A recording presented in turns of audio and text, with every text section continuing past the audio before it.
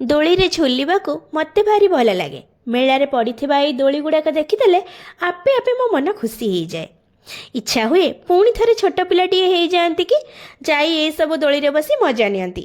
ପିଲାଦିନେ ମା ବହୁତ କଷ୍ଟ କରି ବଡ଼ କରିଛି। ମେଳାରେ ପଡ଼ିଥିବା ଦୋଳି ଦେଖିଲେ ସେଥିରେ ବସି ପଡ଼ିବାକୁ ଇଚ୍ଛା ହୁଏ। ଇଚ୍ଛା ଏତେ ହୁଏ ଯେ ଦୋଳିରୁ ସାଙ୍ଗେ ସାଙ୍ଗେ ଉଠି ଆସିବାକୁ ମୁଁ କେବେ ବି ଚାହେଁନି।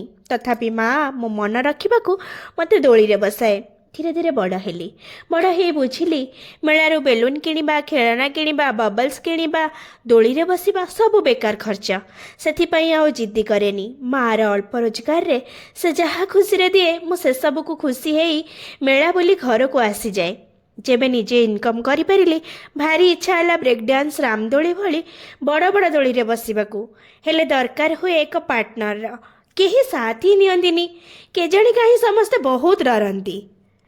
ଏବେ ଏଇ ବୟସରେ ବଡ଼ ଦୋଳିରେ ବସି ଯାଉଛି। ହେଲେ ଛୋଟ ଛୋଟ ଦୋଳି ଦେଖି ଆଜି ବି ମୁଁ ଭାବୁଛି ମୋ ପିଲାଦିନ ଟିକେ ଫେରି ଆସନ୍ତାନି। ଛୋଟବେଳେ ଏଇ ଦୋଳିରେ ବସି ମଜା କରିବାକୁ ପଇସା ନଥିଲା।